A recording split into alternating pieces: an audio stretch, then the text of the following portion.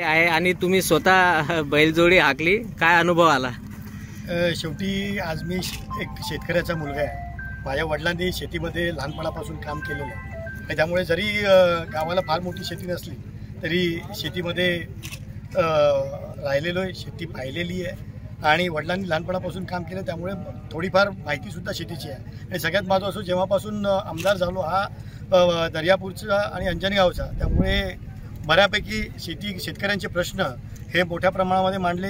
विरोध प्रसंगी मी त्या ठिकाणी सभागृहामधून मला सस्पेंडसुद्धा 2-2, 3-3 वेळा शेतकऱ्यांच्या प्रश्नावर करण्यात आलेलं आहे. आणि त्यामुळे आज बैलगाडा चालवताना मजा आली, कारण खूप वर्षांनी मागे एकदा अशीच चालवली होती. आणि आजही या ठिकाणी शंकरपट आमचे जिल्हा प्रमुख माननीय गोपाल पाटील हरभट यांनी हा शंकरपट या ठिकाणी ठेवला आहे शिवसेनेमार्फत. त्या शंकरपटाला सुद्धा आज हजेरी लावताना स्वतः बैलगाडा हाकायला एक आनंद वाटला. आणि खऱ्या अर्थानं या बैलगाडा हाकण्यातून बैलगाडा आपण जर बैल म्हटलं तर खऱ्या अर्थानं शेतकऱ्याची जोडीदार, शेतकऱ्याचा पाठीराखा आणि या शेतकऱ्याचं याच्यातून भलं व्हावं. आणि नक्कीच आलेलं हे सरकार शिवसेना भारतीय जनता पार्टीचं जे आहे, माननीय मुख्यमंत्री एकनाथजी शिंदे साहेब आणि देवेंद्रजी फडणवीस साहेब आणि अजितदादा पवार हे नक्कीच शेतकऱ्यांसाठी काम करणारे नेते आहेत. त्यामुळे या रेसपुरतं मर्यादित न राहता शिवसैनिक आणि शिवसेना, भारतीय जनता पार्टी आणि राष्ट्रवादी हे नक्कीच शेतकऱ्यांच्या पाठीशी उभे राहतील. हे सरकार शेतकऱ्यांच्या पाठीशी उभं राहील हे या प्रसंगी सांगू इच्छितो.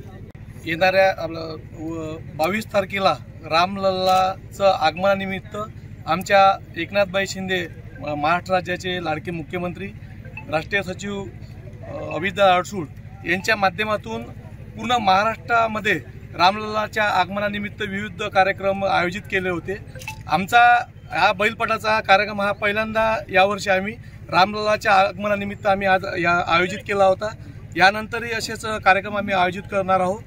बैल म्हटलं की शेतकऱ्यांचं एकदम मुलाप्रमाणे बैलांचा वापर करतात आमचे शेतकरी.